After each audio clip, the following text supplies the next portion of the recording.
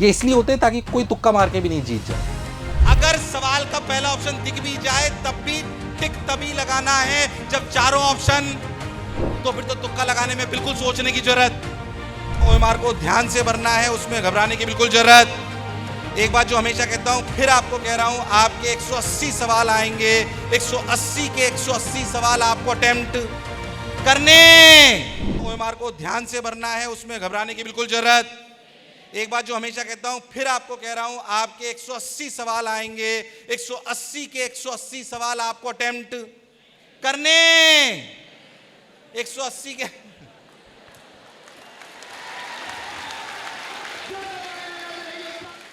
ये मैं कितनी बार समझा चुका हूं, 180 के 180 सवाल करने हैं गणितज्ञों।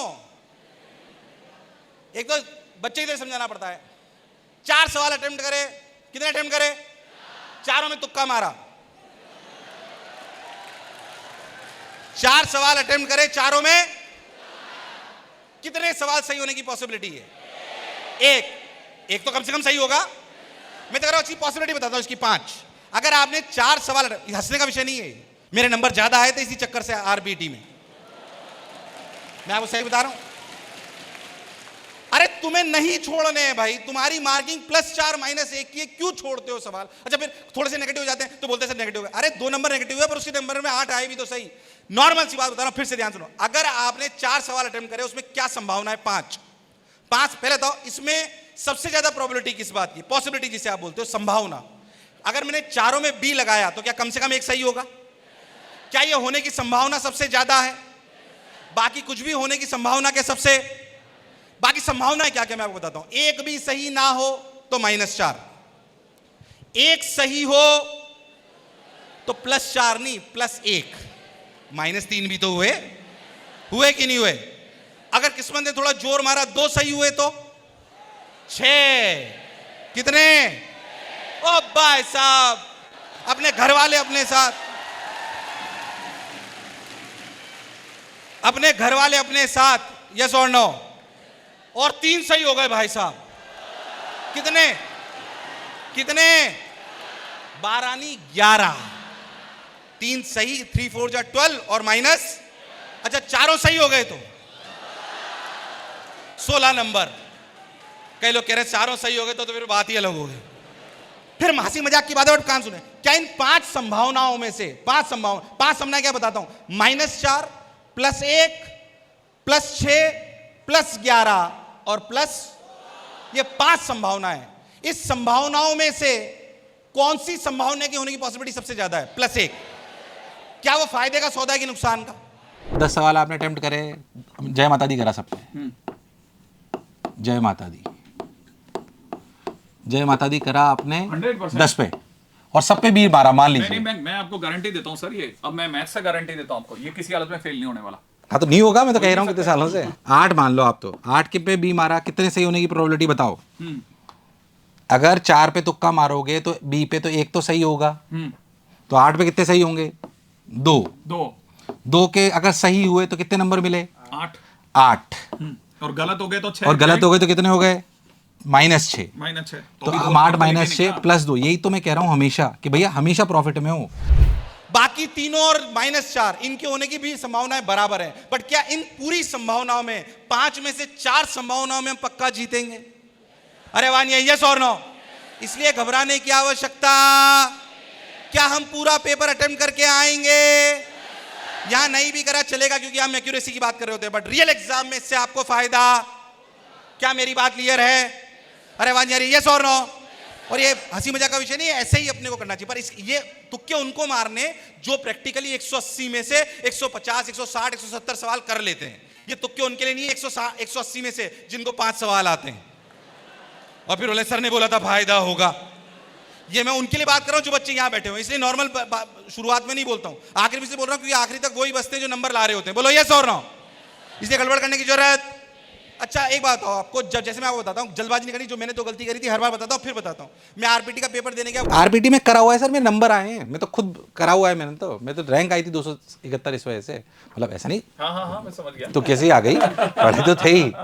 लेकिन अपन देखते थे बेसिकली क्या है कि अब ऑलमोस्ट, क्योंकि कोई भी एग्जामिनेशन ये नहीं चाहता है कि ए भर दे कोई, अगर जय माता दी से तो सेलेक्ट हो जाए। हाँ नहीं नहीं तो ऑलमोस्ट वो A B C D जितने भी परसेंटेज होते हैं, मतलब जो ऑप्शंस होते हैं, इनको लगभग लगभग 25% पे रखते हैं। मतलब अगर आप बहुत ध्यान से देखोगे तो 200 अगर सवाल आ रहे हैं तो ऑलमोस्ट अगर आप आंसर की को देखोगे ना तो आपको 45 से 55 सारी आंसर की मिलेगी। ऑलमोस्ट आप उठा के देखो भले इसको, 50 लगभग लगभग ABCD होते हैं। हाँ ये इसलिए होते हैं ताकि कोई तुक्का मार के भी नहीं जीत जाए। अब मान लो कि मैंने, आप समझना अच्छे से, मान लो कि मैंने 170 सवाल अटेम्प्ट करे, हाँ 170 सवाल मैंने अटेम्प्ट करे। अब मैंने 170 को, अगर बच्चा इतना टाइम फटाफट निकाल पाए, उसने देखा कि यार 170 में से ना ए तो मैं 52 बार भर चुका हूँ, बी में जो है 48 बार भर चुका हूँ, सी मैंने 34 बार भरा है, और डी मेरा जो भी बच रहा होगा लगभग लगभग 48 52 100 हो गया, ये 100 134 और ये कितना बच गया 36।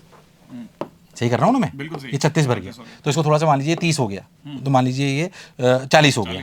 तो बेसिकली उसको ये समझ में आ गया कि यार सी वाले सबसे कम भरे हैं मैंने, इसका मतलब जो बचे हुए सवाल हैं उनमें सी के सही होने की पॉसिबिलिटी सबसे ज्यादा है। और गधा सही है बिल्कुल एकदम। है? हाँ, obvious सी बात अब वो है, मैं करना गारंटी पड़ेगा। कह रहा हूं सर, अगर उसने सी भर दिए ना, हाँ सी पे ज्यादा लोड ले तो सी पे मैं बता रहा हूं उसके 8 में से 3 सवाल कम से कम सही होंगे, कम से कम सही होंगे, कम से कम कह रहा हूं मैं आपको। ये तो नॉर्मल कोर्स की मैथ से जो अपन कर रहे हैं ये तो लॉजिकल है, पर ये उसी के लिए काम करेगी जो 170 पे कॉन्फिडेंट है, 160 पे कॉन्फिडेंट है। ये जिसके 10 पे कॉन्फिडेंट है वो बोले अच्छा 170 अब जो है तुक्का मार लेता हूं तो कुछ भी नहीं होगा। ये तब काम करेगा, खजाना लुट गया हो जाएगा। ये तब काम करेगा, और ये करता है। ये मैं आरपीटी देते, हमारे 3-3 घंटे के पेपर होते थे सर, पक्के से काम करता है। 100 सवाल आते थे आरपीटी में, 100 में से 90-95 90-92 हो जाते थे, बाकी सब पे तुक्के मार गया था ऐसे ही। It worked.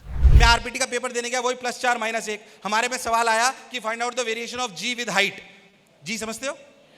सवाल आया variation of g with height, और मैंने कहा तो पढ़ा हुआ है, उसका फॉर्मूला सर ने लिखा है 1 - 2h/re। अरे है कि नहीं यार? कई लोग पीछे परेशान, ये कौन सा चैप्टर है? अरे पता है कि नहीं पता है भाई? तो उसका ऑप्शन आया जी 1 - 2h/। अब भाई साहब मैंने पहला ऑप्शन देखा ए 1 - 2h/, खचाक। गलती सुनो, तीसरा ऑप्शन क्या था? g/1 + h/re का होल स्क्वायर। अगर तुमने ग्रेविटेशन ढंग से पढ़ा है तो which is more accurate, g 1 - 2h/re की g/1 + h/re का होल स्क्वायर? क्या g/1 + h/re के होल स्क्वायर का अजम्पशन है g 1 - 2h/re? अरे आवाज आ रही है? यस और नो? -1 हो गया। गलती क्या करी? भावनाओं में नहीं बहना। अगर सवाल का पहला ऑप्शन दिख भी जाए तब भी टिक तभी लगाना है जब चारों ऑप्शन प्रण लो।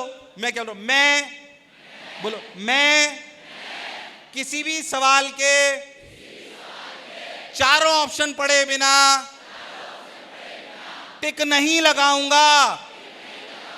क्या मेरी बात क्लियर है? अभी भी कई लोग बोल रहे क्या मेरी बात क्लियर है?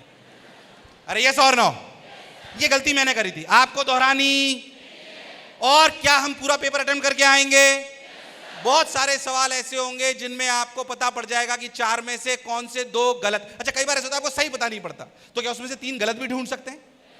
सवाल पढ़ा, पहले मैं 100% इस बात को इंश्योर करूंगा कि भाई मेरे से सवाल हो जाए। अगर सवाल नहीं हो रहा है तो क्या उन ऑप्शंस में से 3 गलत ढूंढ सकता हूं? अरे ढूंढ सकता हूं नहीं ढूंढ सकता हूं?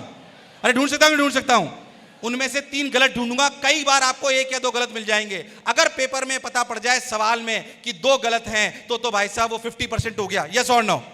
तो फिर तो तुक्का लगाने में बिल्कुल सोचने की जरूरत।